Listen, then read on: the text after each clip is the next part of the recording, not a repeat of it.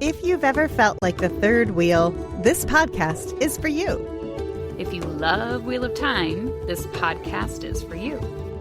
If you're bored and have nothing better to do, this podcast is for you. Join Rob, Megan, and Jen in celebrating the Wheel of Time and its statistically best fandom and ridiculous gaming skills, and probably a few cocktails.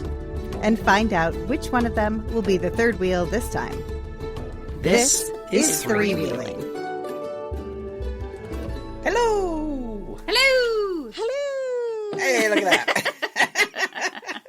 I wasn't sure if we'd all do a Meg opener, but then we did. So. How's it going? Great! I'm sorry I'm late. I'm sorry. I mean, this is the new pattern. Is this 2 shows in a row that Meg was the last person to arrive?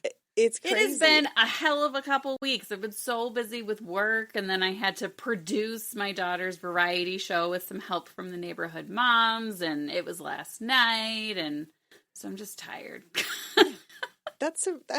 Look, you were momming hard last night, and you were doing like the sacrificial mom game, and that deserves props, because momming is hard, but when you're like having to that kind of mom, that's even harder. Mm-hmm.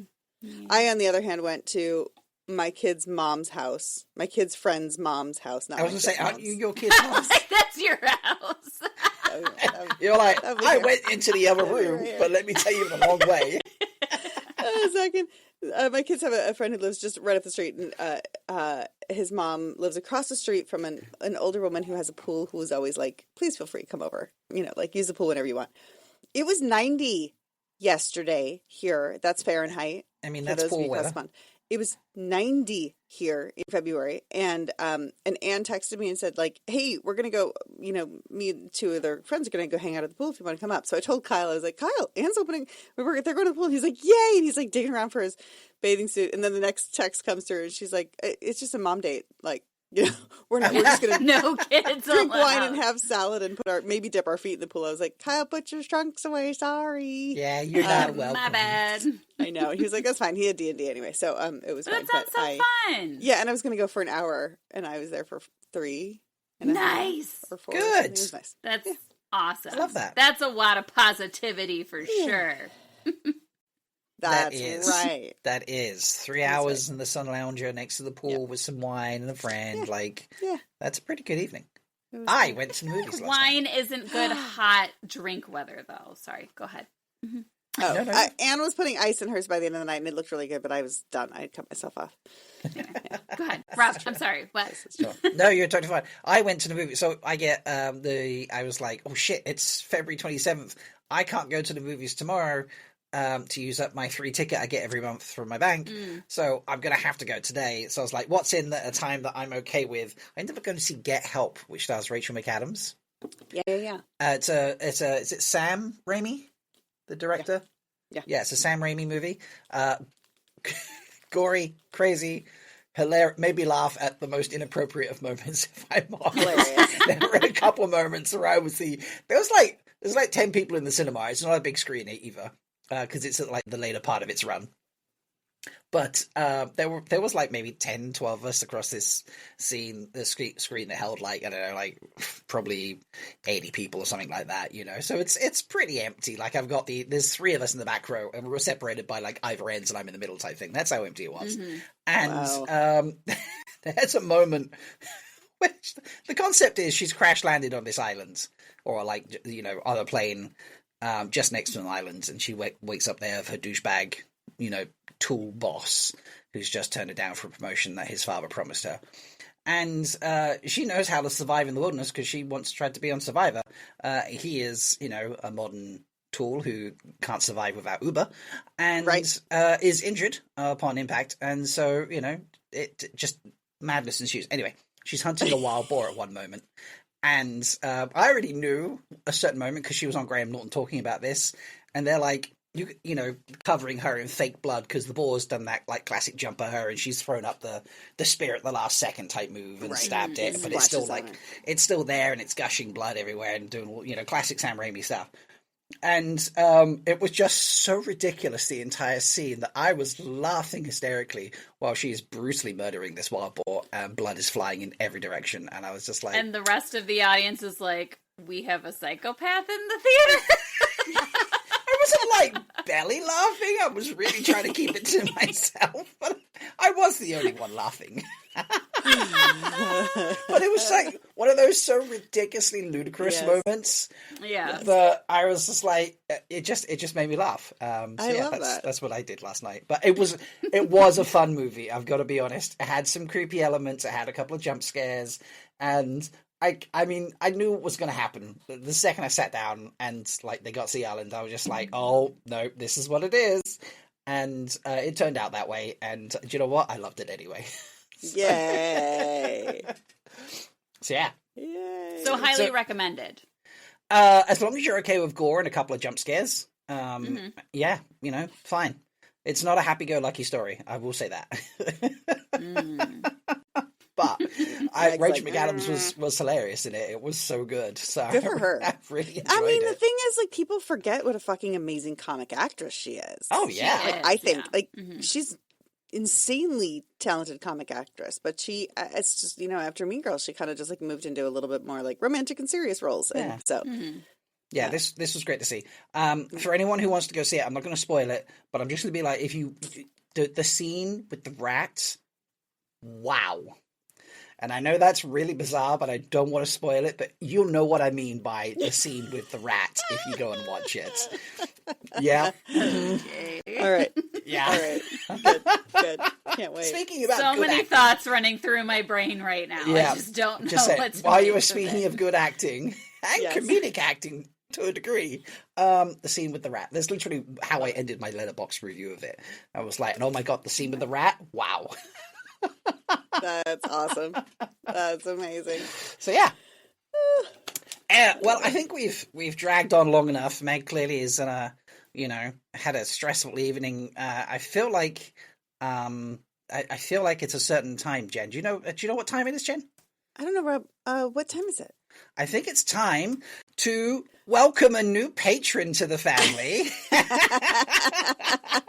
Yeah, folks, before I let Meg have her drink, I want to say welcome. We got a patron who has actually joined us here in the live recording today. So please welcome Fire Eater. So it's so nice to have you here. Thank you for joining. Thank you for hanging out with us. And we hope you have a blast listening to the full insanity of what we get up to, because I don't keep all of it in all the time. So, yeah. But now it is a different time, Jen. Do you know what time that is? What time is it, Rob?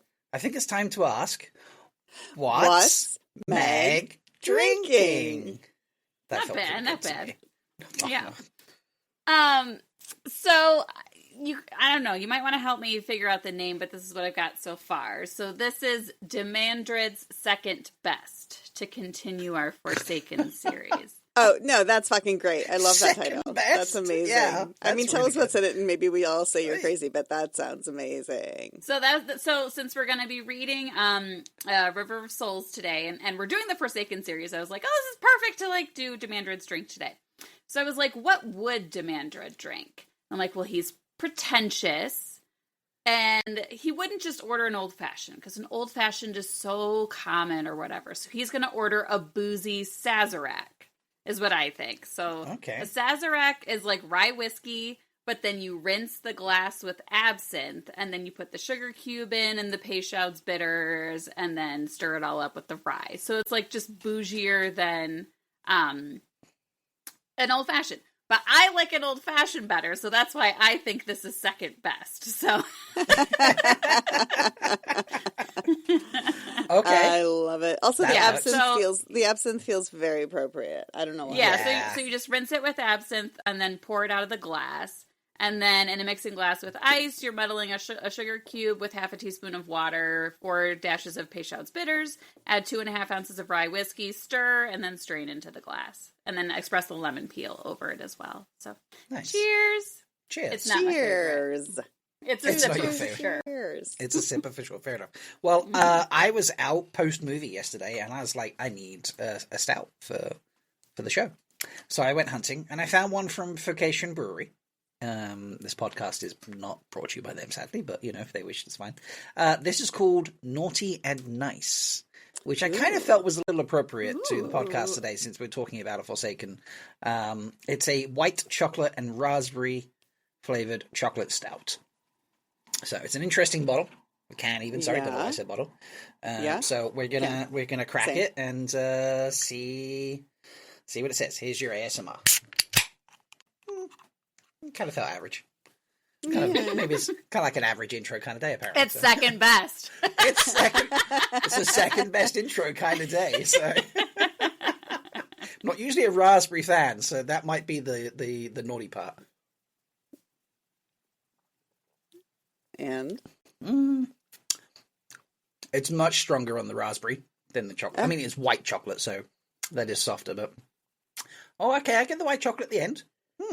Okay, all right, I could do that if I wanted something a bit lighter in the stout department. Love it. Excuse me, I am drinking an oat milk latte, and I don't know if this is second best or not. So here's my second best of this, though. So I'm drinking an oat milk latte, which I made on time because I was like, I'll make this before I take a shower, and then I never took a shower, as we all know. And but this is I love diner mugs, but this is an extra large diner mug. We have two that are this size. I intended to use the white one. We have a white one, like that's like a nice ceramic, and then like there's this one that's this like nice cool matte yellow. And I intended to use the white one. It felt like the right one to use, but usually when David and I are both drinking a latte, we usually choose like matching themed mugs every morning. Oh my God, you guys are so cute. That is very cute. And so if he always chooses this one. It says Pam's Coffee, and it says a film by Quentin, or it says a cup by Quentin Tarantino. This is from his coffee shop, yes, which is at our theater down the street. But David is not here, so I was like, I'm normally second best. I'm going to take the one I want. I don't know. The other one's normally my second. I don't know. Yeah, that works. So here's my second best. And let me just where really is quickly, David? Let me see where David is. Where's David? Is in New York City because he is getting ready to go to the Children's and Family Emmys, for which he is nominated for directing the pilot of his show, which is very exciting. It's very exciting. I did not go along. You should drop the link so people can watch if they want. Oh, to the episode? Somewhere. Oh, or to the Emmys, or you mean? Yeah. Or just like do it too, like on our like send it to Rob, and then he can post it on the Discord for people to watch. Okay. I'll do that. Yeah. To the Emmys link, or because by the time it'll be over by the time this comes out. I was going to say, can you watch that's the why Emmys? I'm saying just post it in Discord somewhere where we can post so people can do it. Yeah. Okay, I'll do that. I'll do that. There's a perk for those that are listening live. They get to know about it early.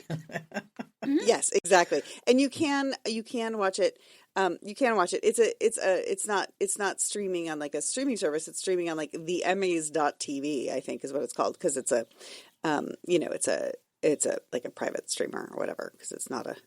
Oh, so you can't like publicly watch the Emmys? You can. Well, it's not the regular primetime. Well, so Emmys now. Right, Emmys okay. has different categories. So it used to be there were the primetime Emmys and the daytime Emmys. So when I was nominated for an Emmy, I was nominated for a daytime Emmy. Daytime used to include Sesame Street and The View and Days of Our Lives. It was like soap operas and everything. It just was basically not prime time. And then finally they were like, this is dumb. It's a really long, ridiculous Emmy ceremony for people who have nothing to do with each other in categories that are completely unrelated. So now they broke out the Children's and Families Emmys. So this is the fourth year, I think. The first year, David was actually nominated the first year for his last show, Big Nate, but not for directing. And then, so this year he's nominated for directing. And they moved it to New York. It used to be in LA. It was in LA for 3 years. It was so nice. And then it's in New York. At the very end of the like broadcast where they were like announcing the nominees, there was like, and guess what? We're coming to Times Square. Well, it's not. But Nickelodeon, he's going on Nickelodeon's dime though, right? Nickelodeon paid for him to fly there. Yes. Oh, because he's nominated? Yeah. Yes, he's nominated for directing. No, I'm saying, but because he's nominated. Because he's nominated. Yeah. So if he wasn't nominated, he'd have to pay himself. Oh yeah. Okay.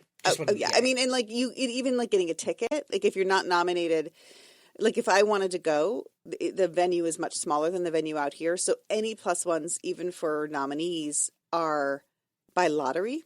Oh, wow. And so I wasn't even going to know if I was going to be able to go. And then they're by lottery, and then it's still a $600 ticket on top of it if you win the lottery. $600? Yeah. Oh yeah, and you have to buy your own statue if you win. I mean Nickelodeon would buy it, but $600 to watch something that's going to be streamed on a website? Mm-hmm. It's because you get to go, and you don't even get to walk the red carpet if you're a plus one. Do you get a swag bag? Is there a swag bag involved? Let's see. We went to the first cafe ones, kids and children and family. I don't think there was a swag bag. I don't even think there was a swag bag. Because if the swag bag were potentially worth $600, I could maybe this is children's and family. This is children's. Yeah, what's the swag bag going to be like? A pacifier and a by Lego. Yeah, well, Lego gets pricey, okay? You could easily get $600 in Lego. This is very true. Yeah, this is very true. Lego is a fucking. I mean, they give Secret Services a run for their money in their department security. The year I was nominated was COVID. So when I was nominated for an Emmy, your red carpet was from the bedroom to the computer. So we opened a bottle of champagne and I sat there in my pajamas because I was like, I can do my jammies. It's fine. Yeah, absolutely. But it's very exciting. I'm very excited for him, and I am excited for him too. I'm okay not going. It's fine. I mean, I couldn't. There's a million reasons why I was going to do something else instead, and then in the end, decided not to leave our kids alone for 3 days, and also my youngest has his award ceremony later today for the academic decathlon for Los Angeles. Your youngest or your oldest? My oldest. I don't know. You said your youngest. I did. Yeah, your oldest. I was like, wait. Okay. I was like, oh, what's Kyle doing? No. I'm driving my youngest along to this. But hopefully it's a double winning day.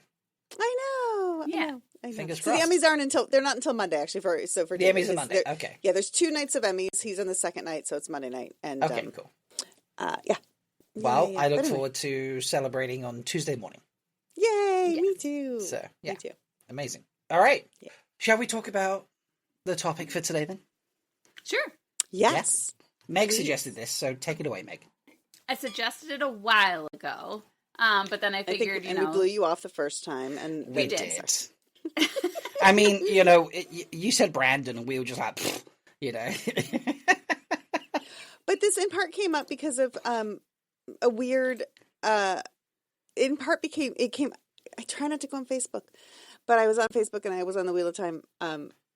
Like the Wheel of Time fandom thing came up, whatever, on Facebook, and and someone had a question. Someone who's a new book reader had a question, and then I asked Megan about it, and she was like, "Let's call and discuss." And then you were like, "Let's read it on the show." Sorry.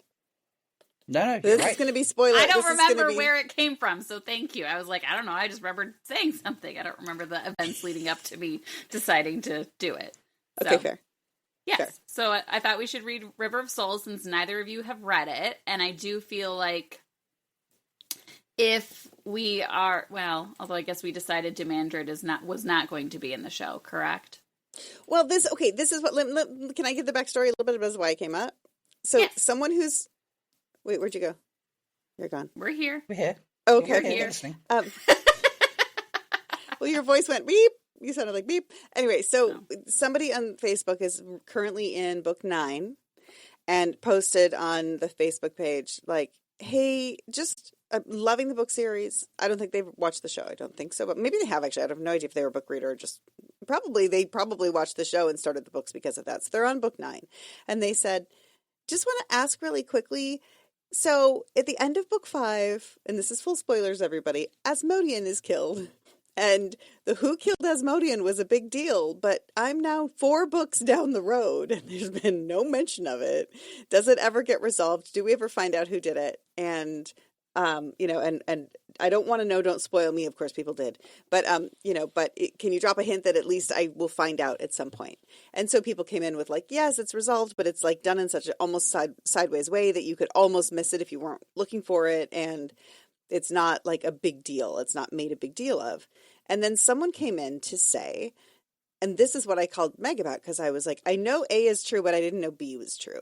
They said Jordan had initially planned for Demandred to be Taim, or Taim to be Demandred. And that when the fandom said, it's really obvious. He said, it's really obvious. And then the fandom was like, it's really obvious. And he was like, that's not true. It's not true. And he didn't. And he pivoted. And so, so that was, and then someone else said, and it was clearly set up that Demandred would have been the one who had killed Asmodean. And that was the part I didn't know about. I was like, is that true? That he had intended for Demandred to have killed Asmodean, that was what was set up. And so when he pivoted and it wasn't Demandred who did it, and he decided to make it Grendel, like that was kind of the reason it was not very well explored, was because it was a bit of a throwaway, because it wasn't even supposed to be here in the first place. And I don't feel know like if that's Matt true. Hatch would love this, since he hates the idea that it was Grendel. Yeah, he probably would. I mean, Yeah. I suppose I kind of didn't care who killed Asmodean, so I didn't pay attention. So I had to find out from the fandom that it was Grendel, because I was like, I got to the end, I was like, I still didn't know who it was. Well, they never then, explicitly said it, other than the glossary, right? In the glossary, it Oh, says maybe it that's directly. where I read it then. Yeah, maybe I In read the it glossary, it says it directly, and there's a line somewhere where that says Grendel, has killed more Forsaken than anybody, or so, I don't know, or some, I don't know. Yeah, There or was like some- maybe we're in her POV and she alludes to it somehow. I don't remember. Yeah, Yeah. this is what Light happens when blinded you fool, where are you? Yes.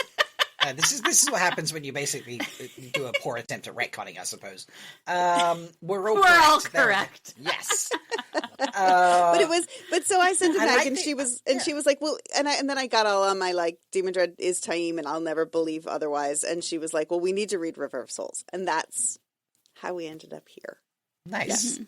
I like Fiery's comment. I'd be glad that Demandred did something before popping up the last battle, unless he did and I just missed it. I mean, No, based on the fact you're that I had right. no idea he killed Asmodean, he absolutely could have done something. We were just like, well, that was a weird thing for some random peddler to do, but okay, you know. No, I mean, you're 100% right, Fire Eater, and that's why I was like, I've always just been like, I'm not buying it. He's really Taim. I know Taim's literally standing over there. Somehow he's split his body, because he is still Demandred as far as I'm concerned. That I've never is a given it up. projection of compulsion in all our minds that we just Exactly. see that. Exactly. I mean, and that's why, yes. And God, that's why that's I would got to not... be a discussion, right? Can you make people see things through compulsion? Okay. And seem to be destroying lots of people in the world. Yeah. Maybe. Anyway, on to River of Souls, because that's where we're reading it. There is like a little note section that goes with it, but Brandon does say he suggests that you read the sequence that is here before you read his introduction to the sequence, if that makes sense. Oh.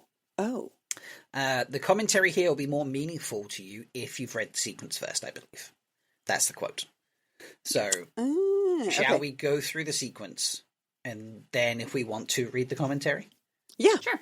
Okay. Yeah, that sounds good. And Meg, Rob and I both have it, so we can switch off. You don't have to ruin your voice reading the whole thing, but you can if you want to. I don't want to. I mean, if you want to read the whole thing, I'm not going to say no. You know, I don't care. You tell me what to do. We'll start reading and then pass it over at one point. We'll just follow along. Oh, yeah. All right. So, River of Souls, Robert Jordan and Brandon Sanderson. Bao slipped into the oneness as he sat with his legs crossed, surrounded by darkness. During his youthful studies, he had been required to seek the oneness in the midst of a crashing storm, while being towed on a sled behind a horse, and finally while enduring the pain of a hot coal against his skin. He had once considered that training to be extreme, but life had since required him to find the oneness during war and agony, during tempests and earthquakes. For today, for this moment, a dark, quiet room would do. The oneness was lack of emotion. Bao took all of his feelings, all of his thoughts, all that he was, and pressed them into a single point of darkness in his mind. That darkness consumed the emotion. He felt nothing. He thought nothing. He did not sense satisfaction at this, for there could be no satisfaction in this state. He was the oneness, that was all. The tent flap lifted, allowing in filtered sunlight. Bao opened his eyes. There was no surprise when he saw Mintel. One could not be surprised in the oneness. A thought did hover on the edges of his consciousness. The thought that this man would have been miles and miles away. How? Bao asked, releasing the oneness. Mintel stepped forward. It had only been 6 months since Bao had seen Mintel, but the old man seemed to have aged a decade. His face was all folds and furrows, like a tablecloth taken in two hands and crumpled together. Completely bald, he wore a short beard, all gray. Though he walked with a cane, his steps were sure. That was good to see. Mintel might have grown old, but not frail. I rode the Capricia through the city of dreams, my son, Mintel said, taking Bao by the arm. Dangerous. I could not miss this day. I would not have you lose your soul to come to see me.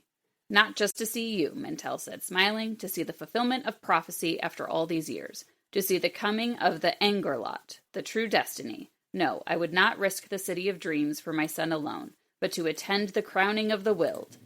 Wild. Wild? Is that what we say? Wild? I say wild. Wow. I think it is wild, yeah. I would risk anything. Not a crowning yet, Bao said. Emotions were insignificant, not unless I survive. True, true. You held the oneness when I arrived? Bao nodded. You come to me knowing the oneness already, Mintel said. Sometimes I wonder if I've taught you anything at all. The bells rang outside, distant. Bao looked toward the tent flaps, outlined faintly with light. It is time. So it is. After years of preparation, it was time. Bao looked at the man who had adopted him. I came here for this, you understand, Bao said. For this only. I did not expect it to take years. Attachments are irrelevant. Only this matters. Mintel's smile broadened, lines spreading from his eyes and mouth. To want, to receive, to understand. It had the way of a quote about it, likely one of the proverbs of the Kongsidi, the great servant. Mintel was a Brishi, after all. And that means? Bao asked. All men want something, Mintel said. All men receive something. Not all men understand the nature of what they have received. You came to us for one purpose, but it was not the purpose that the grand tapestry planned for you. That is not uncommon. Bao flexed a hand, then pulled off his glove. The back of his hand had been scarred with a terrible burn in the shape of a circle, with 3 sinuous hooked knives stabbing out from the center toward the perimeter, their tips turning until they blended with the line outside. If I survive this day, Bao said, holding up his hand, I will do with my power things that some will call evil. Good evil, Mintel said with a wave of his hand. These words are the words of the Ulikar, the outsiders. Our ways are not theirs. Our ways are not yours. We are only concerned with what must be done and what must not be done.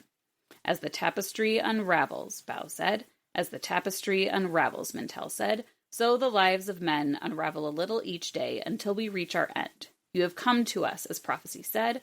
Our lives have been chosen for us up until this moment, this time.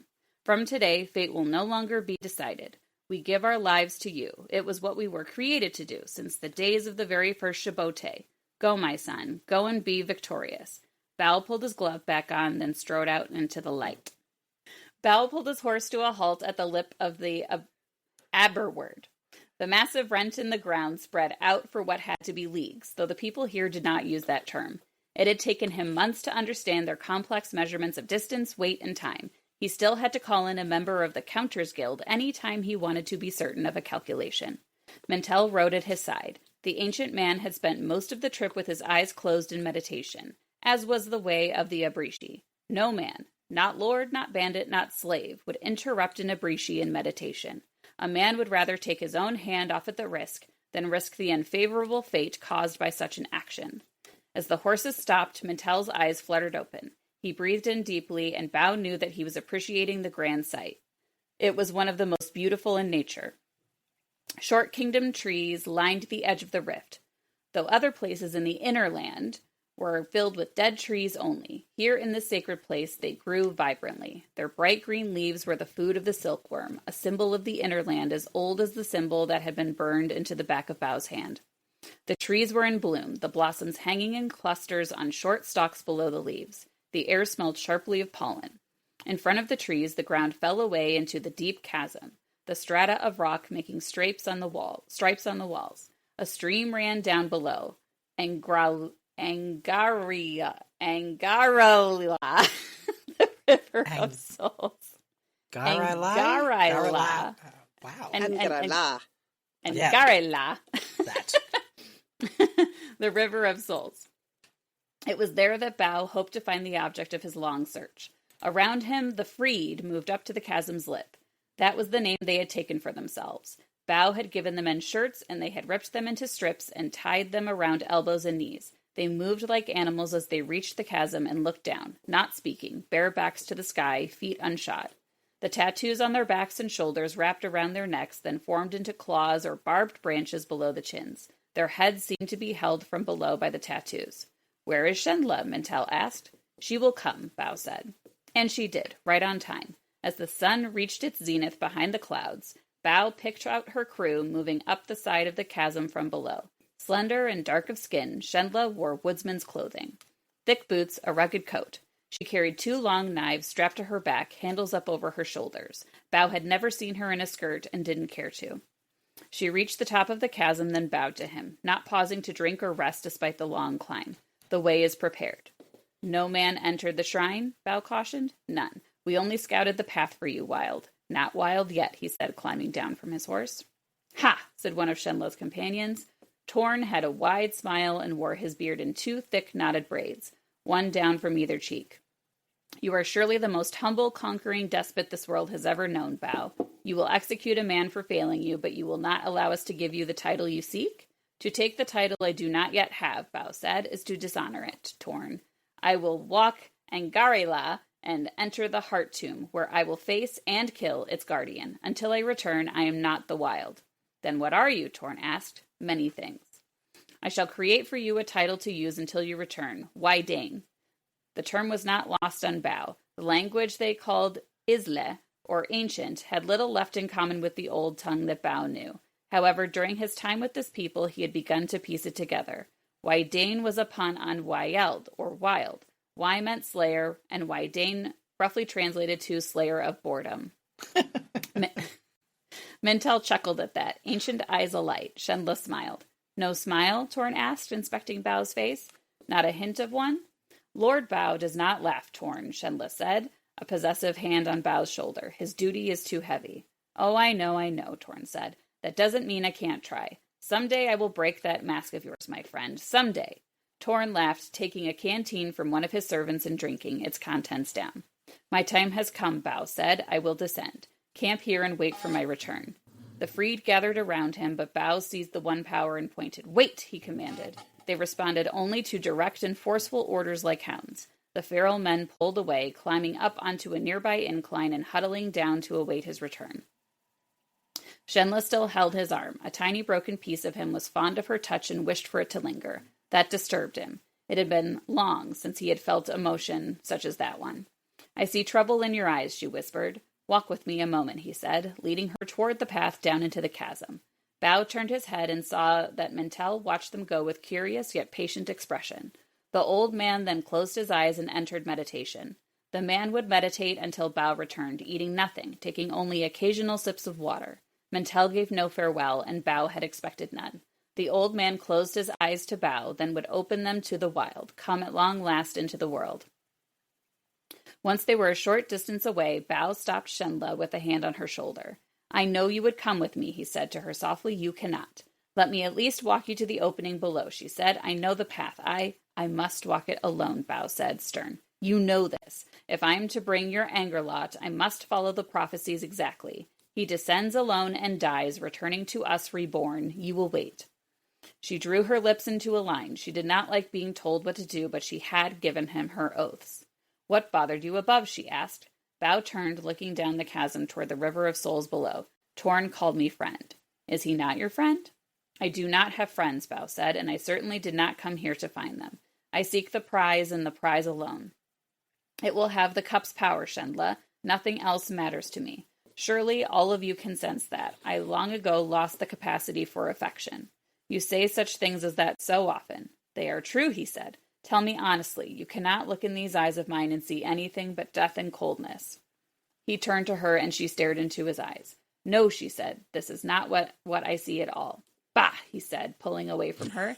You are fools, all of you. I don't care for your prophecies. I speak the words so I can control you. How can you not see this? You have come to save us, she said. You break us free of fate's chains. You did not know the prophecies when you first came. You have said so yourself, but you fulfilled them anyway, by accident. Releasing the enslaved, declaring all men free. That was an accident? I did it to create chaos, he said, turning. You have brought us unity, she replied. You have brought us glory. The dragon has come, Bao. Every man and woman in this land can feel it. He will try to destroy the world, and only you can stop him. There is a reason you have done what you did. The tapestry, shall I call it by your word? The pattern. It has brought you, and once you step into that cavern below, we will be freed from fate and be made our own people once again. Darkness within, Bao thought. She is so earnest she believes it. And did he? 2 years in this land, was he starting to believe? Had he accidentally found this place the very thing he'd so long sought? The others always hated me, he said to Shendla. They named me Ulikar and spat at me. Not you. You followed me from the start. Why? You do not want the answer to that, she said, meeting his gaze. It will weigh upon you. How well she knew him. He found himself saying, I will protect this people, if I can. Darkness within, he did believe. Only just a little, but he did believe. I know, she whispered. Go. I will wait here for you. Bao let his eyes linger on her, hearing Torn laugh as he told a story above. Then Bao summoned the oneness and stepped down. Sorry, I just need to take a little drink. It's okay. I was not enjoying it at first, but I am actually enjoying it now. Just wait. Oh, gosh. Just wait. Just wait. All right. Bao kicked out the campfire. He had started it with one power, but now, in the light of the morning, it seemed to be wise to avoid channeling. He did not know what awaited him inside Rylair, the heart tomb. Rylair? Yeah. Rylair, yeah. Mm. Yeah. The guardian was said to be something ancient, and there were many things that could sense channeling. He continued on his trek. His sleep had come fitfully these 2 nights of his journey. Perhaps he should have traveled directly to the entrance of the cavern, but that would have been cheating. A piece of him laughed that he thought of it so. What cared he for such rules? Strangely, he did care. More and more, he wanted to be the wild to these people. They were a means, a tool, but a man could treat his tools well. Too many of Bao's associates would break or cast aside a tool once their interest waned. He stepped up beside the River of Souls. It did not look like much. More a stream than a true river, if a fast-moving one. The babbling noises it made accompanied him down the long decline, always his companion. At times its noises sounded like whispers. Perhaps that was where it had earned its name.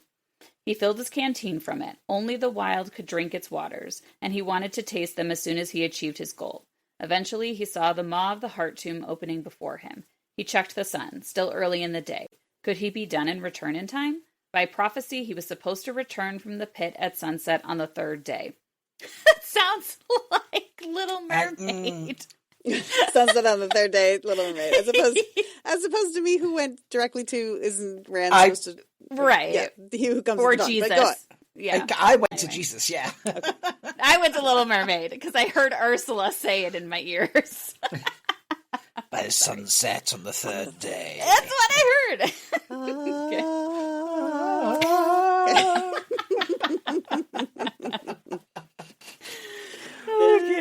All right. How would the people react if he fulfilled their prophecies in all other ways, but then failed to do so in time? He arrived at the point where the river descended into the cavern. The stone face of the rock here was worked into the shape of a man and a woman kneeling, heads bowed. And was that the image of a chora tree carved behind them? Time had worn the rock face deeply. He could not make out for certain. He seized the one power and entered the cavern. Amazingly, the inside was overgrown with foliage. Ferns and saplings lined the river as it ran into the darkness. Bao frowned, then spun a web to create a light for himself. Better to risk a small amount of channeling than to continue forward in the dark.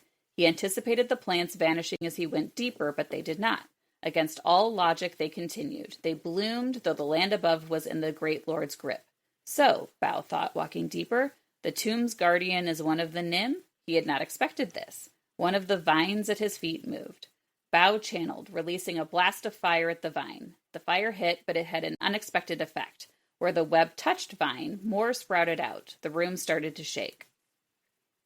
Ahead of him, the darkness trembled, and his light shone on the interior of a horrible maw that stretched from floor to ceiling. Needle-sharp teeth stood in array all the way down its greenish throat.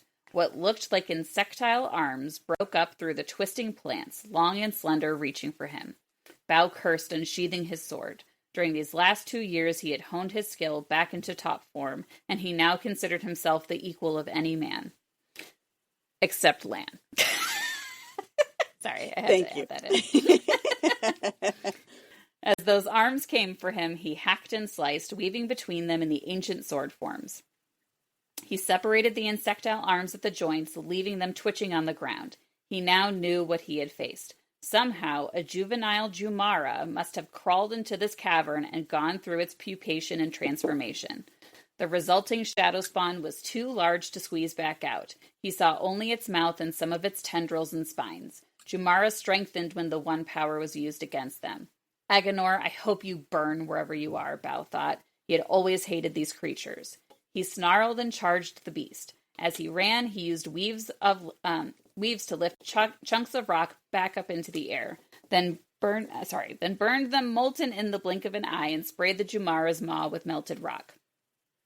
The thing screamed, the rock trembling as the creature pulled away from the end of the tunnel, revealing that it crouched in an enormous cavern. Its mouth had been pressed against the tunnel's entrance near the ceiling of the cavern to devour anything that tried to enter the cave.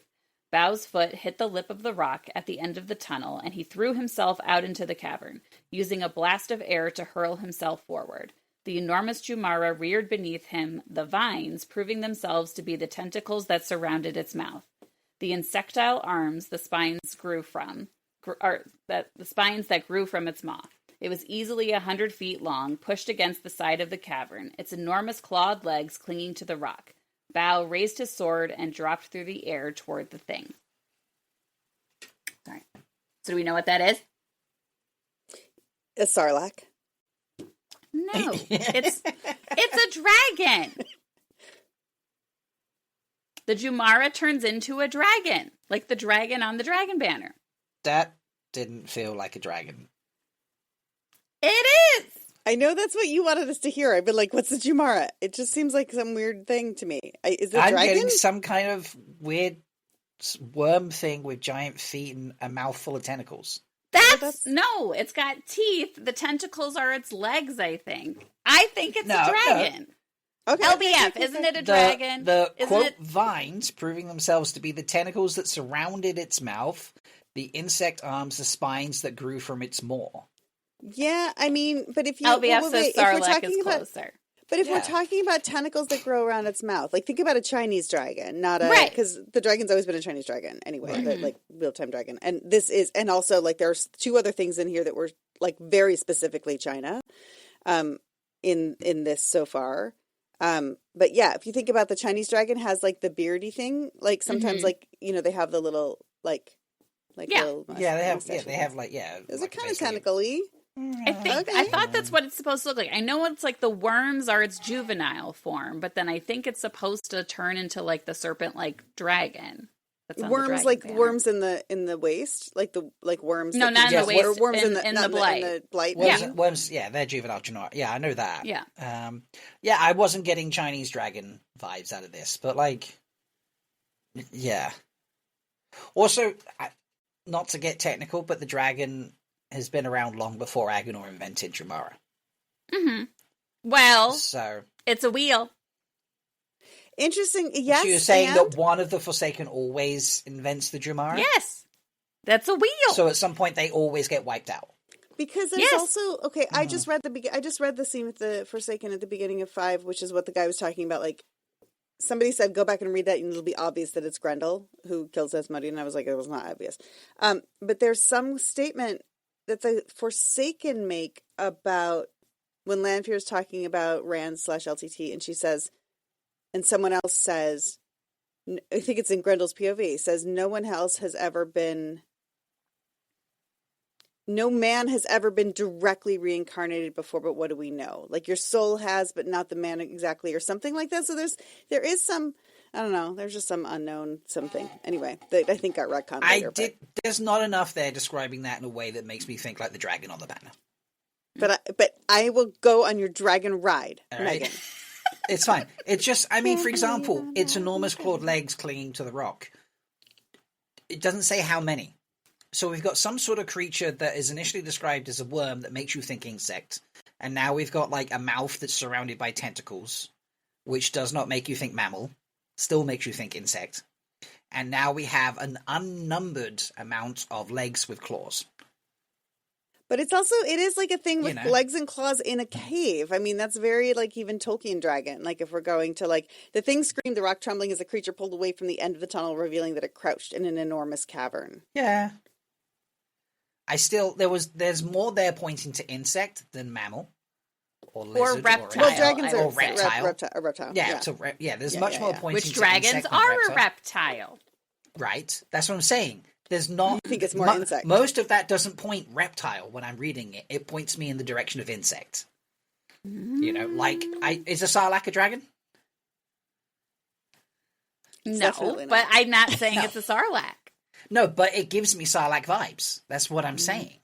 It does not give me reptile vibes. But it does. But it's interesting because it is, yes, and it's easy to miss this because it's like it is the mouth is the entrance to the cavern until it does essentially detach from the cavern and pulls back its head. Yeah. I mean, we don't have to argue about this. No, I mean, my point is, you've had to explain to me it's a dragon. Mm-hmm. You know, that's like this joke is amazing. Let me explain to you why it's so funny. Right, and that's not against you, Meg. That's, I mean, and it's not against the writing. Yeah, it's not you. It's the writing. Like, you know, someone's like, "This is a dragon" on the page. I'm like, "Cool." I'm reading insect, so I'm not thinking reptile. I'm not thinking dragon. Mm-hmm. You can't sit there and say it's so obviously a dragon when it's so obviously not to me. I'm not saying it's obvious. I'm not. Well, saying the other that, thing is like but also the word, like we say dragon reborn, but the word dragon was used to be LTT. Like, what you're right. Why would he allow himself to be named after Shadowspawn that Agenor created? And yet, maybe he was. Maybe that was the thing. Was like he took that moniker of like, I'm going to defeat them, and then because the people of the dragon and the Aiel using the people of the dragon and using the armbands, the arm tattoos, and all of that did stem from LTT, not necessarily before LTT, did it? But isn't the prophecy that the dragon will always be reborn? I know it is, but also but there's a whole thing in the beginning of the series that's like he called himself dragon, so now everyone in the future will be dragon. I mean, like whatever. There's so much retconning. It's a wheel. It's a wheel. Yeah. Well, that's it. It's a wheel. Like, but that negates the argument of like. Because if it has to be a wheel, then someone has to always create these creatures almost exactly the same. Yes. You know? I think that's the point. This is not a 1 + 1 = 2 situation. This is experimenting with creatures. Are you telling me in 5,000 years the reborn Agenor is going to try and make Trollocs and they turn out the exact same way and you get that exact same Myrddraal throwback situation? He didn't intend to, I don't buy it.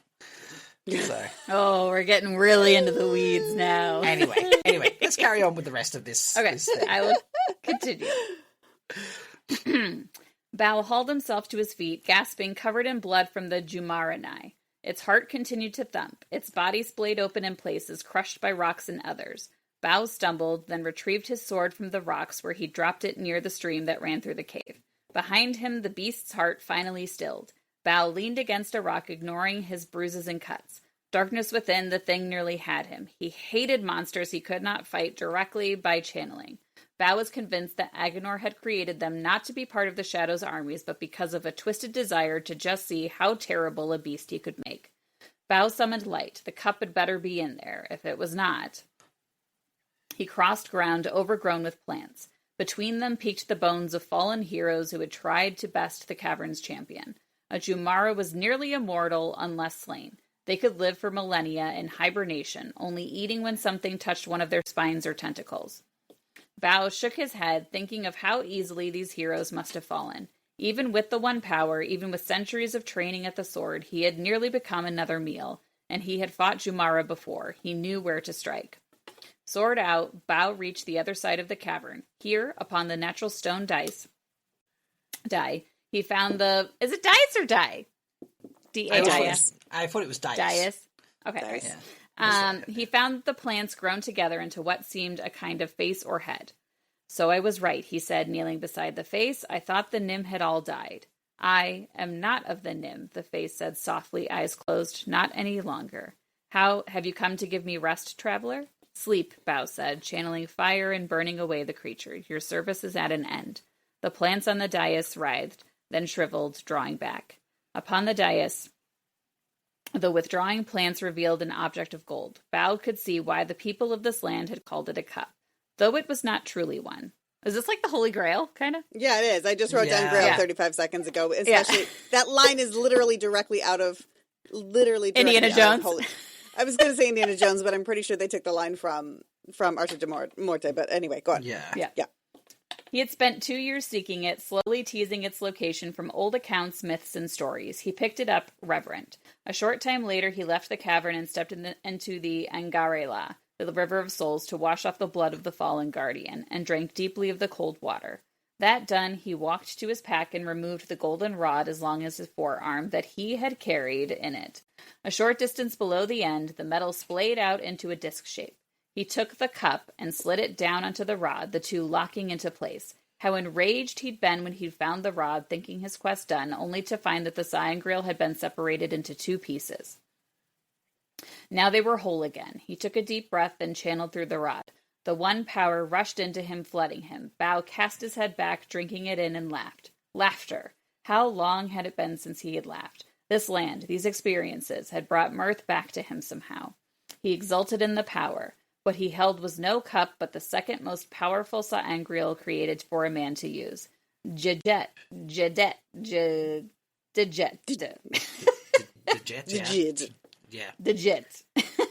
Known simply as the scepter during his time, had been so powerful that it had been kept locked away during the War of Power.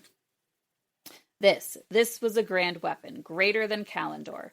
Holding it, Bao felt powerful, invincible. He found himself running back up along the river and did not grow fatigued. He ran through the rest of the day. The hours passed as if in the blink of an eye. At sunset, he burst up the last few feet of the trail, bearing his prize. He raised it up high over his head, striding to where he had left Shenla. She waited there still, sleeping in the very spot where he had left her. She rose, then immediately went to one knee before him. The Freed scrambled down from their hillside above. He did not fail to notice that the female Ayad, dressed in black robes with white tassels, had arrived to watch for him. 200 of them waited with the gathered nobility that Bao had appointed. In a wave, they fell to their knees as Shenla had, leaving only Mentel, who sat at the top of the path with his legs crossed as he meditated. Mentel, Bao announced, walking up to Shenla and reaching down to her shoulder. Open your eyes to Angerlot. The day has come at long last. I name myself the Wild. Your dragon slayer has come. The people began to cheer him, and Shenla looked up. You smile, she whispered. Yes. You have accepted it, she asked. Your role among us? Yes. He noticed a tear roll down her cheek, and she bowed her head again. He had come among them as a stranger, and oh, what power he had found, far more than he had ever anticipated. The scepter was merely a beginning. Mentel cried out, standing, eyes opening, Hail the Wild, hail him and Bao, he who shall save us from the dragon, who shall prevent the death of the land and bring us glory. Hail Bao, hail our king. The cries of the people rose to the heavens above. Bao drew in power thirstily and fully embraced what he had become. 2 years ago, he had started on this course when he had decided to impersonate a slave among the Sharans. After that had come the revolution, which he had led almost by accident. Through it all, he had sought one thing. Through earning the allegiance of the Ayad, won at a terrible price, and gaining the fervent loyalty of the freed. Through the chaos of revolution and vanished monarchs, through the solidification of a kingdom beneath him. Through it all, he had sought this one object for a single purpose. Finally, Luz Theron, Bao thought, once named Barad Bell, the later called Demandred, now reborn as a savior of the Sharan people. Finally, I have the power to destroy you. The end. Dun, dun, dun, dun, dun, dun. I have so many questions. I have so many questions. Yeah, I love this comment from Light Blinded Fool. Sanderson definitely watched Game of Thrones. He's basically Daenerys. Okay, wait. When was this written again? Well, I believe it was a. Well, do we want to read the bit that Sanderson says? Because he probably explains I'll go through that if you like. I'm happy to read the comments. Sure. So this is the deleted sequence from the 14th and final Wheel of Time book, A Memory of Light. As such, it contains some minor interior spoilers for that book, and it might not make a ton of sense to you if you haven't read the Wheel of Time. However, if you have read the Wheel of Time, particularly the final book, I suggest that you read the sequence now. Read the sequence now and go no further in the introduction. The commentary here will be more meaningful to you if you've read the sequence first, I believe. I pitched this series of scenes to Team Jordan with the knowledge that the scenes were on shaky ground from the start. We knew Demandred was in Shara, and we knew some of what he'd been up to. I wanted to show a glimpse of this. However, Robert Jordan, in interviews, had said that the stories were never going to show Shara, at least not in any significant way. I felt that he hadn't ruled out the possibility of a glimpse of Shara. He had only implied that nothing major would happen there on screen. Team Jordan agreed, and I set to work writing these scenes. My goal was to show a different side of one of the Forsaken. Demandred had been building himself up in Shara for months and months, overthrowing the government, Grendel helped with that unwittingly, and secured his place as a figure of prophecy and power. He had his own story, which could have filled the pages of his own Wheel of Time-like series. He had allies and enemies, companions who had been with him for years, much as Rand, Gawain, and the company had found during their adventures in the West. My goal was to evoke this in a few brief scenes. At first, not letting you know who this Bao was.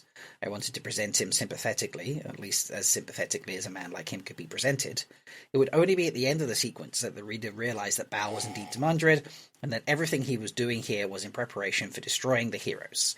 It was also important to me that we see Demandred for what he is, an incredibly capable man with a single overriding flaw.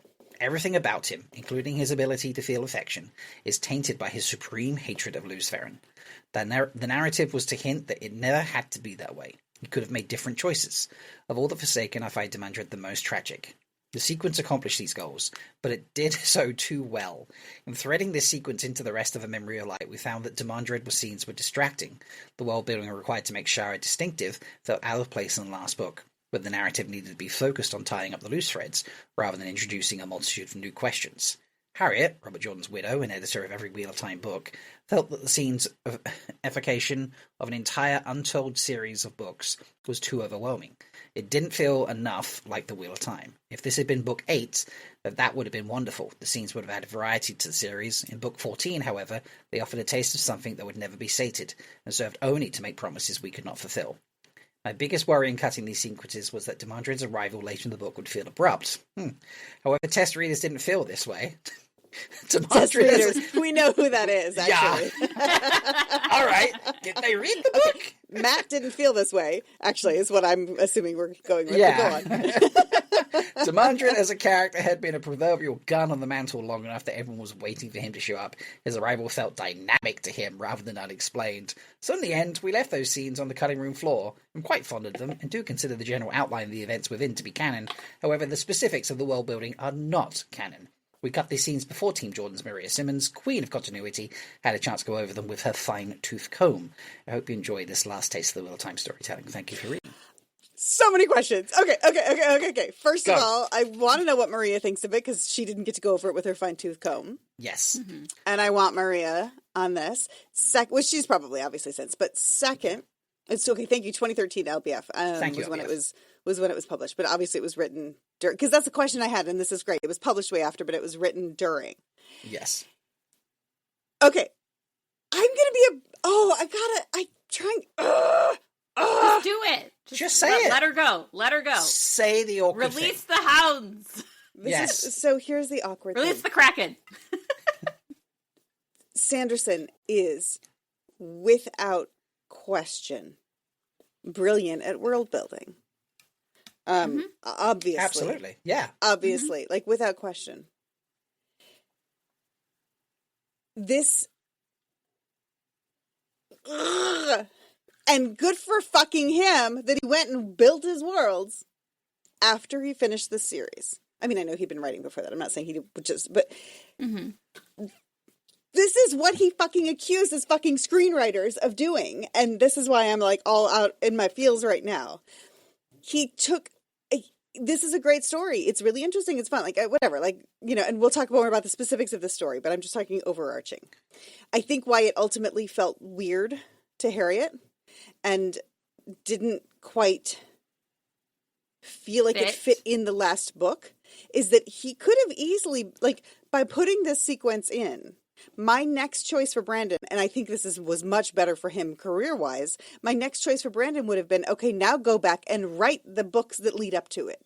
Write that story that you're telling me about here in this world-building moment that you see as an offshoot of the Wheel of Time story. And his statement that he made about how screenwriters can't build their own worlds, they just take somebody else's story and put their own world on it or their own take on it because they can't go build their own worlds. This is a perfect example of that. And it's absolutely valid and fair. He's like, within this context of this story, here is a world that we haven't yet been able to see exist. I'd love to build it out. I'd love to see more about that. I want to tell the story of this character whom we have heard about from day one, but have never seen in 14 books.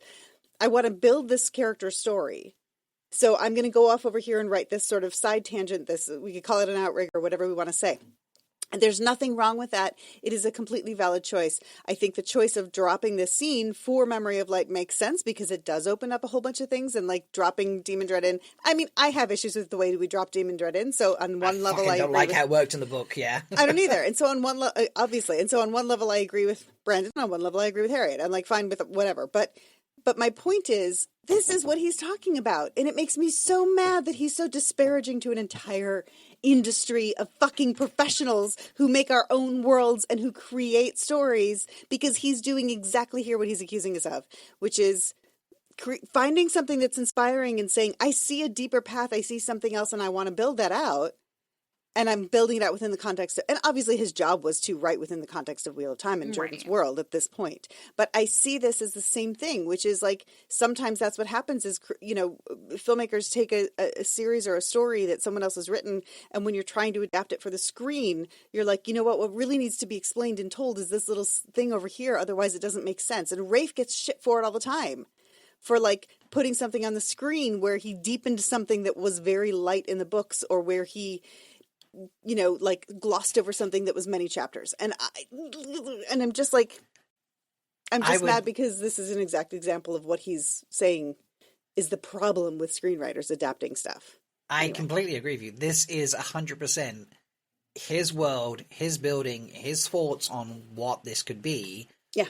With Robert Jordan's names on it, like character names on it. Yeah, and I don't mind that. I don't mind that on the we surface. have the IAD thing mentioned, like how the Shabais and all that sort of stuff, like that we mentioned. So he took all of that, the name of Shara, and Demandred, and created these new characters. Did a world building for it. And it feels like new characters. It feels like his writing. It doesn't feel like Rajay's writing. It feels like his writing. For sure. It's a very distinct world. Yeah. You know? Yeah. So it absolutely is. He did exactly what he hates screenwriters for. Yes, and so that's why I'm just like, sorry, C3PO's here, hang out. Yes, and so I'm just, sorry, I'm all up in my feels because this is where I just want to say, see, like, Brendan, give everybody else the same grace I'm giving you for fucking going off book in my favorite series.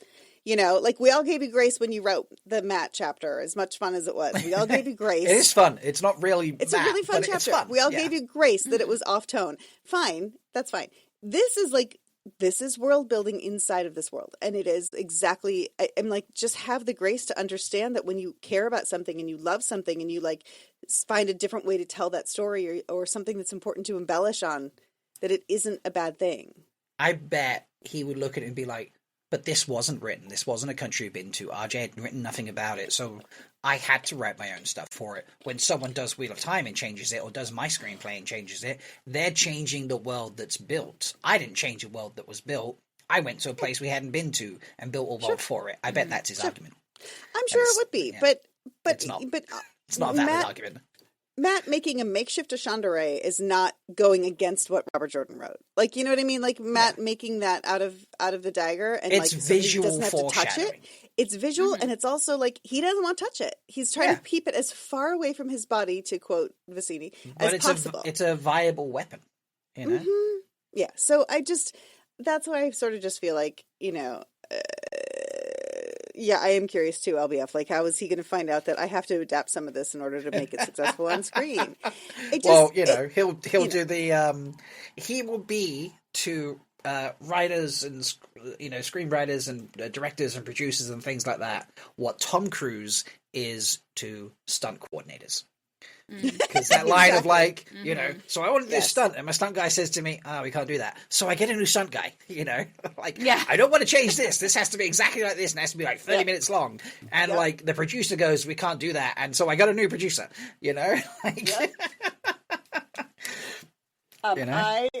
I also would like to say, sorry, I had to stand up to grab something. Megan, I would also like to say I am on Team Dragon.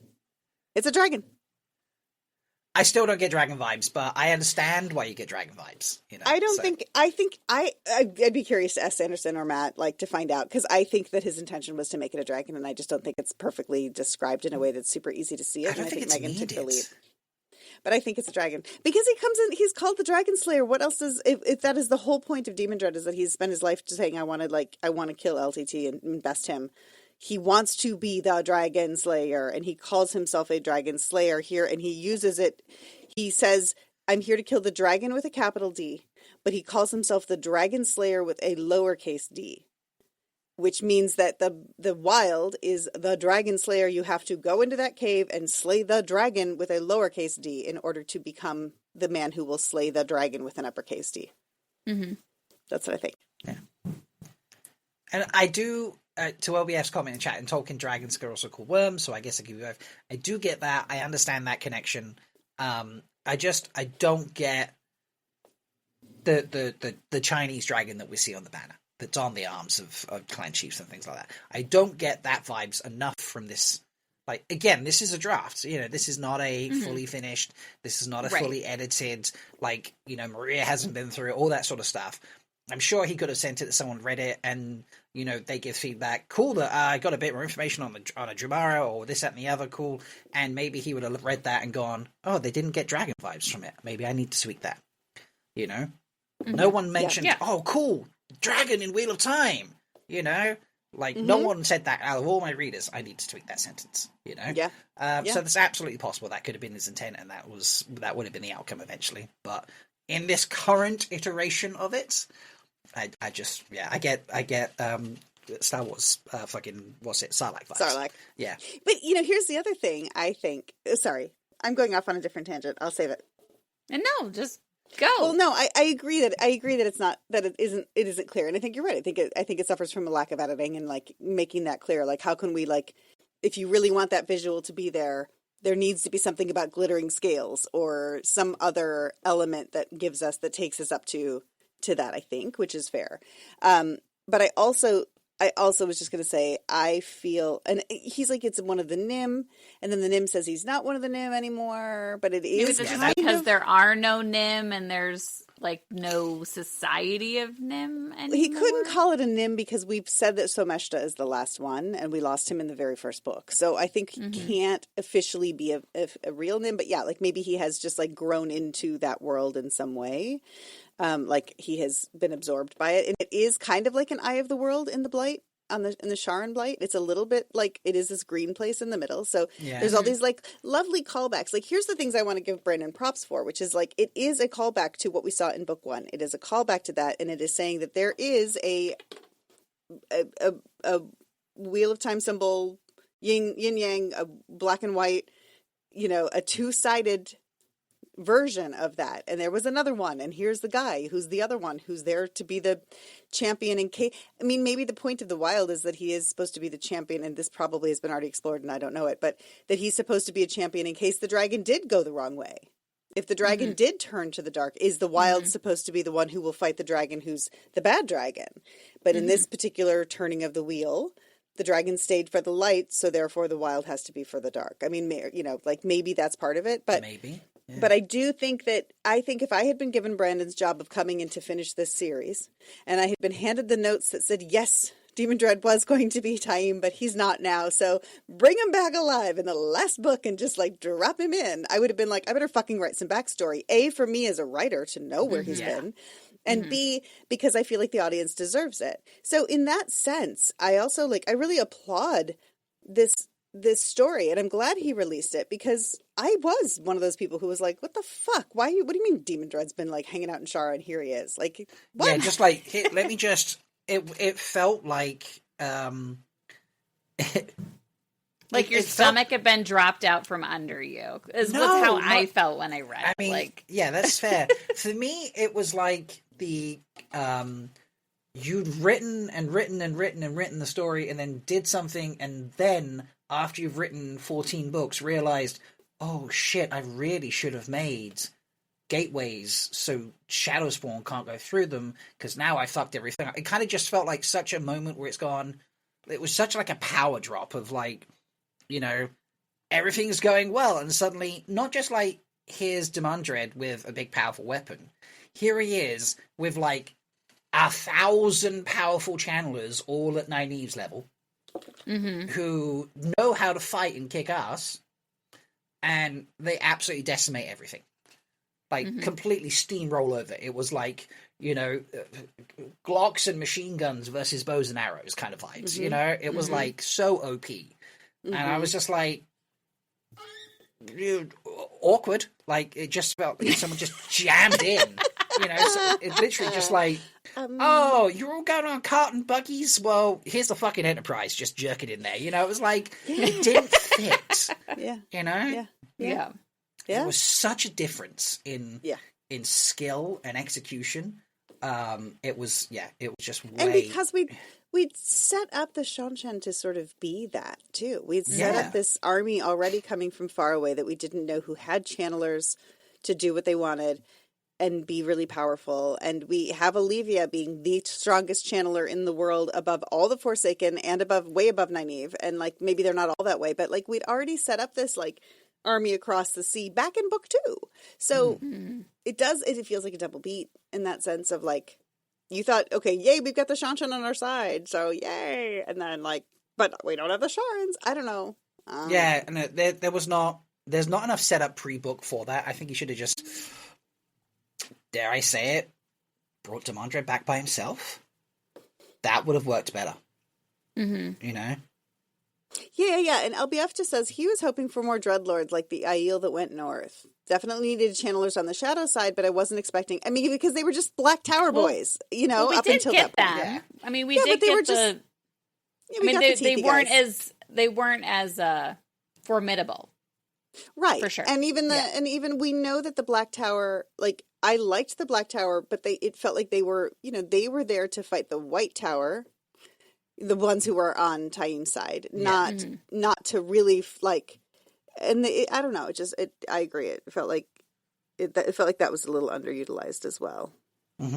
Yeah, and I think you could have had a moment, you know, rather than the giant decimation with the army, and then everyone. I mean, it does set you up for that last final battle, but you know, no. When did the Sharans set up in the one where Matt's in charge, or when there's the 4 of them? It's when there's the 4 little ones, isn't it? I think so. Because they turn up and decimate. They decimate the White Tower segment, don't they? Yeah, and it's after Matt is Matt's doing great, and then also there's a it's also that they're like Matt is doing better. They come in to do this, but then it also ends up again like. So Egwene is fighting Taim because you have White Tower versus Black Tower. I get it, but then it's like he's just a guy, and Egwene is like. You know, she's more than just a girl. Well, like, Taim is technically, he was raised chosen at that point. He was. It's fine. Yeah, but it's also like, I mean, if there were opposite chosen, if there were light side chosen, Egwene, Nynaeve, obviously, would have been in that. But it's, I don't know. It just like, I was like, okay, so she's fighting Taim, and then Rand never has anything to do with Bao. And I know, obviously, everybody's like, we've got to give Lan something big to do because we love Lan. I love Lan. And we have to kill Gowan. And we have to kill Gowan. And Galad has to be, like, disfigured. Yeah, Gowan, and then Galad, and then Lan just cheapened that for me, the whole sequence. I was like, that just felt like toxicity, like male toxicity all the way through, those 3 things. Thank you. Thank you. Where it's like, only I can solve this with a sword. And I'm just like... You know, maybe one cool, but all 3 of them, one after another, being absolutely just shit. You know, and I'm sorry, because you know how much I hate Gowan. I love that Gowan was wearing 3 blood knife rings and still did worse than Galad and Lan. He's such a fucking tool. Yeah. He's a tool. But I don't want. And LBF says I don't want Gowan and Len to have anything to do with each other. That's Nice. He also reminds us that it is before Matt takes over. Thank you. I had that backwards in time. Yeah. So, but you could have just had.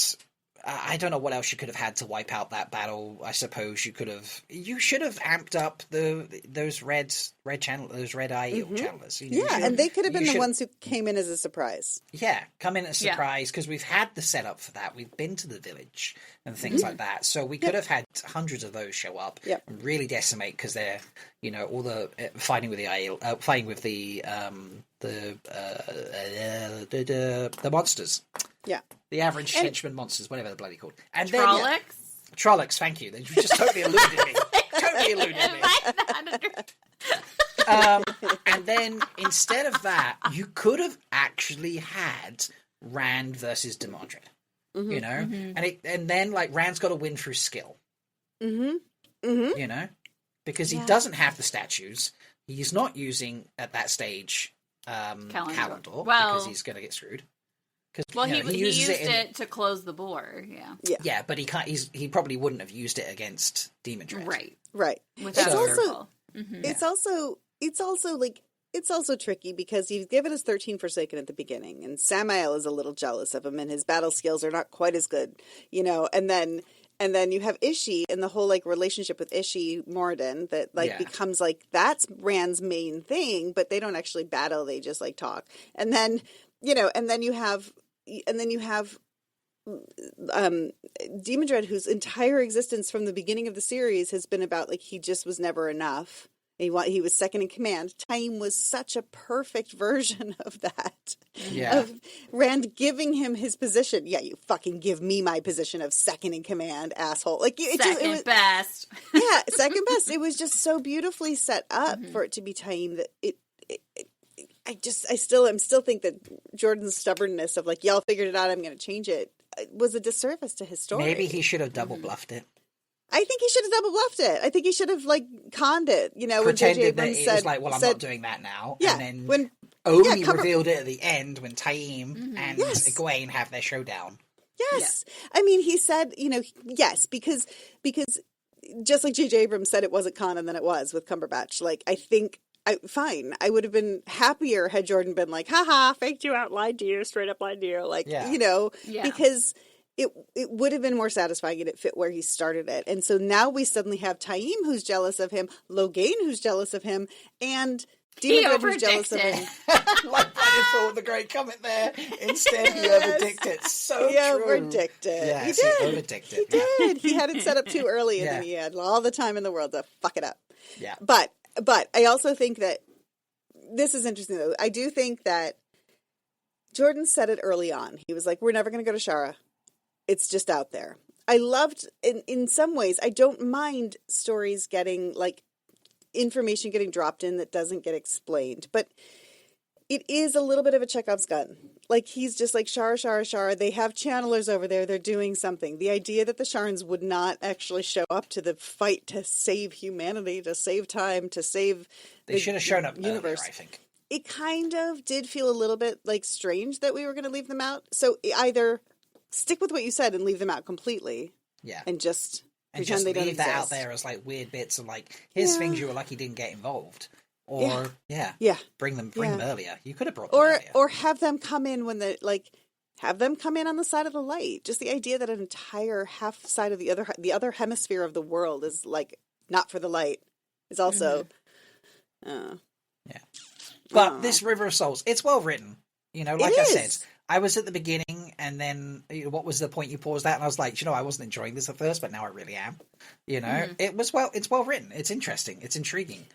You know, and also Brandon pulled classic Jordan with it, in that he's like going to all the mythologies. I mean, there's the Saint George and the Dragon, there's the Holy Grail, Joseph of Arimathea, like saying, have you come to give me rest? Although he kills him really fast. I'm like, the oneness thing was weird, though. I have to say that. The what? It's just like the oneness thing, where like how tough it was for him to learn. Yeah, that was strange because he's talking. Within, I don't know, half a book of someone learning to channel, they don't have to think about the oneness. They don't have to think about, becoming the rosebud or the river or any of those, sort of visual aids to start channeling. It's just that's skipped at a certain point in a character's journey. Yeah. Here it felt like he was relearning how to channel. I know now that I've read the first bit, it's like, well, I didn't want you to know it was Demandred at first. Right. So it's like he was just learning. But it was, on a reread, that sticks out as stupid. It's also, once you know. Yeah, and like, it's also it works like the first time only. And in a book where it's actually better the more times you read it, because you pick up all the things you didn't the first time, something that only works the first time is the opposite of that. I agree with that. Mm-hmm. I agree with that. That's a really, really good point. And it is, I mean, like, I knew we were talking about Demandred as I was reading it because I know that. So in a sense, when I was reading that, I was like, when he was talking about the coals and how hard it was to learn, I was like, that was Age of Legend stuff, not from Minerary guy, Minette, whatever the guy's name is, who's like trained him. Yeah. And so Mintel. Yeah, Mintel. And we've heard a little, I mean, I think that was Sanderson's ability to tell us, like, AOL wasn't as all, like, rosebuds as we thought it was. But then again, if he learned if he learned the oneness as a child, like, there was no war. Like, wouldn't they have taught it in a peaceful way, not in a, like, there was no taint either. Yeah, you weren't trying to teach people to, like, I mean, I know Moggy said it in the show, and I'm not sure if she said it in the book, but she talked about how with Nynaeve's block, we would have beaten that out of you. I think that's only in the show, though. I don't remember if it was the show or the book as well. No, it's in the book. It's in the book. It's in the book. It's in the book. Yeah, I feel like that's in the book. Yeah, it's in the book. But I think in the book, also alludes to that same. Yes, but I read that as after the bore was opened, like when we were training people, and I was already in Forsaken.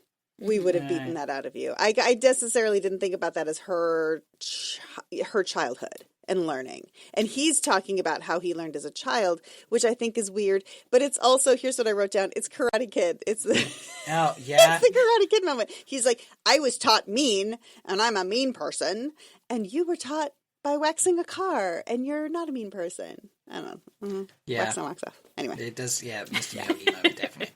Yeah. Yeah. So, I mean, like, that would be my only real criticism is on a reread, or if you read with the knowledge of who this is, that stands out as bizarre. That was bizarre as I was reading it. And I was just like, huh? Okay. Well, we keep rolling with it because we're going to read the whole thing. Demandred's definitely wax off.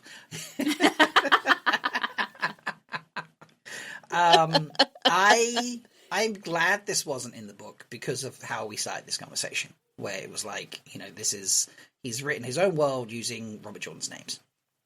It feels like that.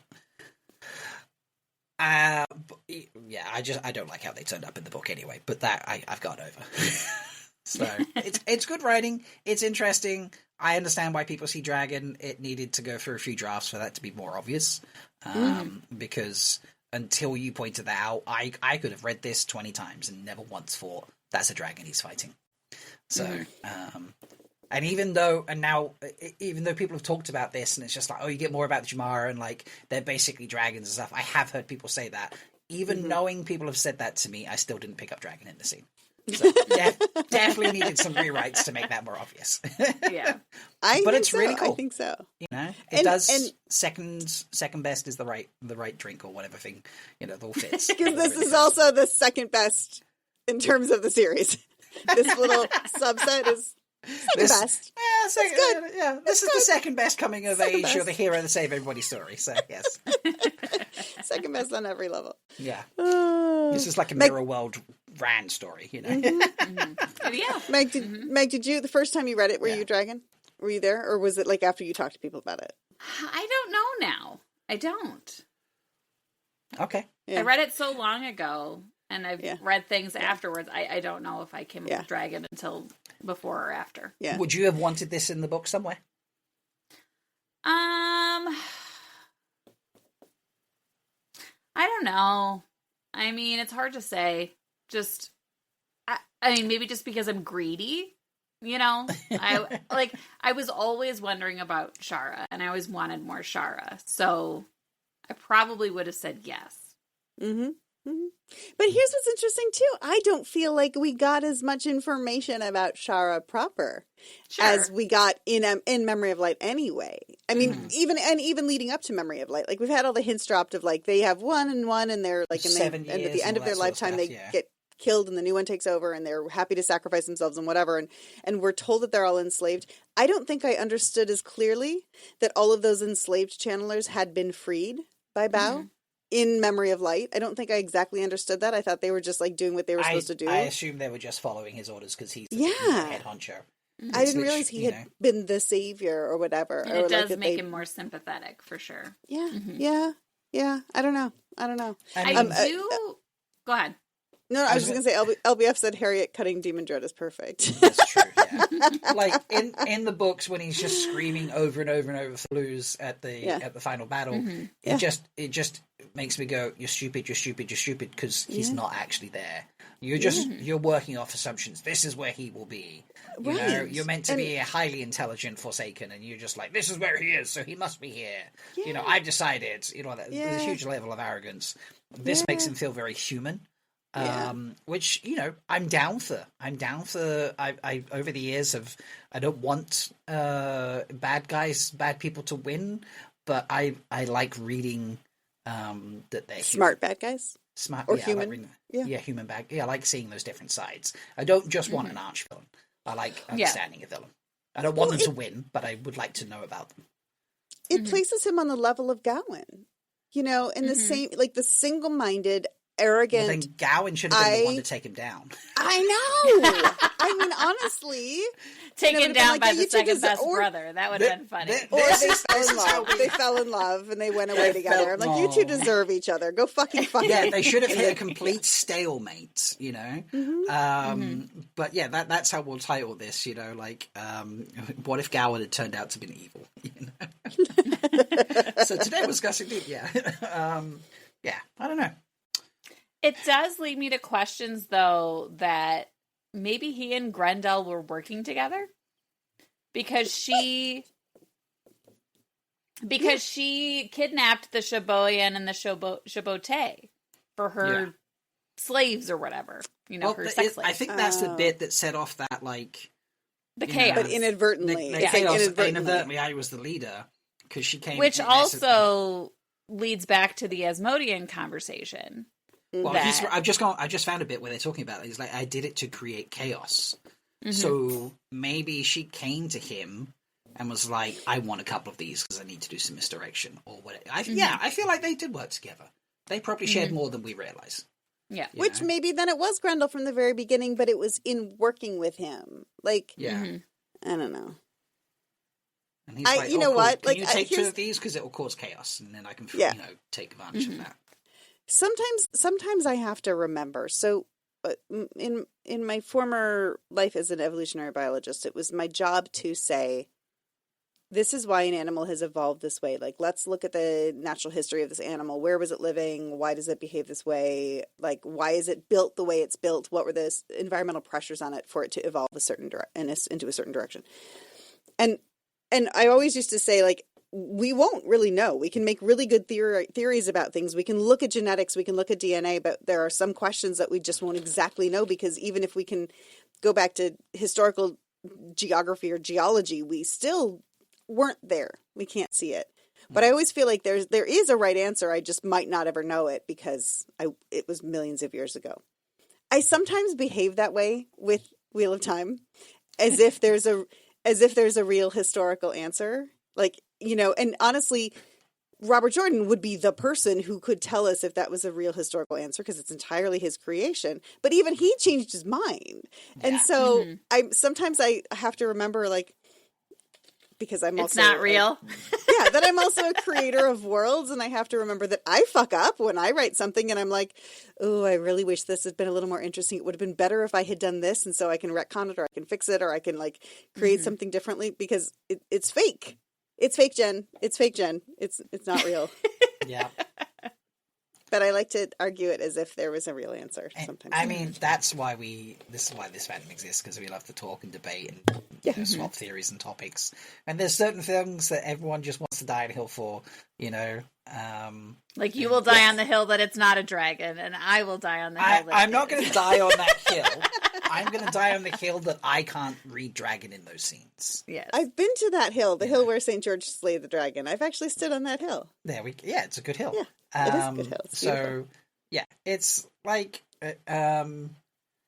what's the one that I stick on of how, when Matt died, for example, you know, like, even RJ wrote down, this is actually how it happened. And I'm just like, yeah, but I don't believe that, you know? So, you know, that's what makes this, you know, things like that is what makes this fandom fun. Exactly. I would be, regardless how I feel about Brandon, and for example, how he's making 11-pound versions of books he didn't write and selling them, making money from it. I wouldn't be adverse to him writing this story in, say, another 10 years' time. Yeah. And giving us 2 or 3 books to give us this story of Bao. I wouldn't be adverse to that. Nope, I wouldn't either. Yeah. I wouldn't either. I don't even mind him going off and saying, like, this is a little different, or this is, like, Jordan didn't actually explore this, so I'm going to fill in the gaps. I don't mind. I'm fine. Mm-hmm. Based on because he's read extensive notes, and it would go through Harriet, and I assume Maria in that, so, it would be as authentic as it could be. It would just be his writing of the world RJ wasn't going to go to. Yeah. And just named a few things for. So, and probably wrote a structure for, that he can go for it. Yeah. So, yeah.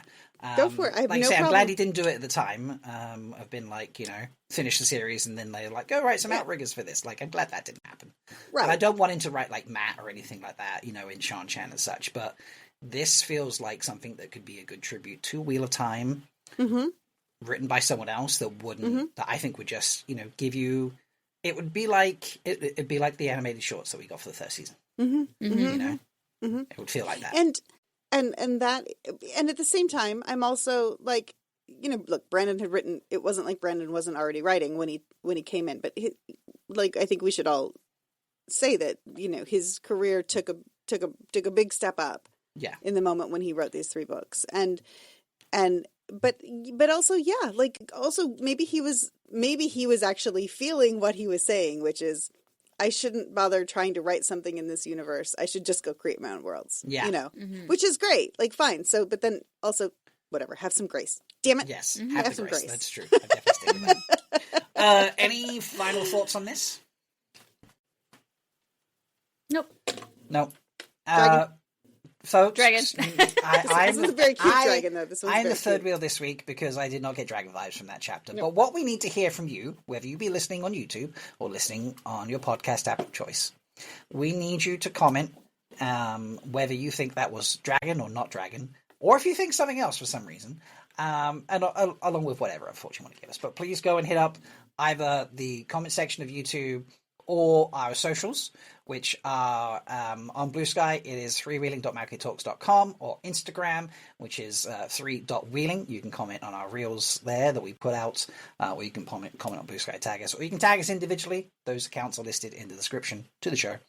And let us know whether you think dragon or not dragon, and maybe we'll get back to this at some point and have a discussion. Do you know what we should do at some point? We should do a bracket system of all the different hills we want to die on.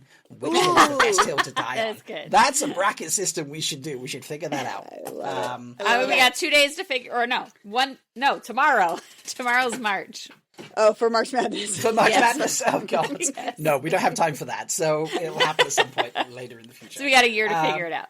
We got there we go. We got a year to figure it out. That's fun. Yeah. So, thank you so much for listening. We're going to wrap up on our What a Positivity. Yes, it would be cruel and fabulous fiery, so you're quite right. Our What a Positivity this week is David winning an Emmy. That's what I'm predicting. Put it out there. Put it out there in the universe. That's it, because this will come out after that. So our What a Positivity is wonderful. And win or lose, he's a winner.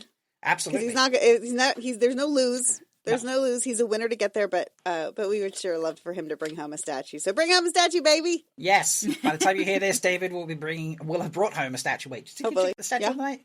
Did you get the statue on the night and get billed later, or you do? I mean, I don't know how it works exactly, but yes, I think you do, because he actually found out.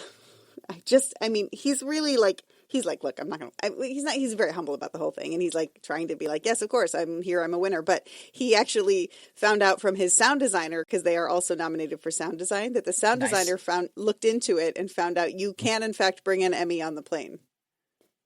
Oh. As your carry-on. Why wouldn't you there's be a able box. to bring an Emmy on the plane? Well, I don't know, it's a weapon. You just like stab people with Okay. it. Stabby. But it's like, and there's a box that it comes in, you get it that night, and it does come in a box. I think you can send it in to have it engraved, but the actual Emmy itself, you can bring it home, and you can travel with it. You can carry it on. So that is our What a Positivity, folks, that David, by the time you listen to this, has brought home a fun statue to put on the mantelpiece at home. for him and That's Jen. right. Because they're both If so, it will Emmy-nominated be in my people. background next time. Yes, they're both Emmy-nominated people. So this is the second time for David or first time for David? Second time. Second nomination for David, yes. Nice. But first time as like As a directing. director. Yeah. Super Yeah. cool. Super cool. Yeah. All right, well, there we go. So thank you so much for listening, folks. Hit up the socials, Dragon Not Dragon, and we'll see you next time. Bye. Bye. Once again, we've proven that even when you're the third wheel, You can always find a place to fit in. Join us next time On Three Wheeling. on three-wheeling. on Free Wheeling.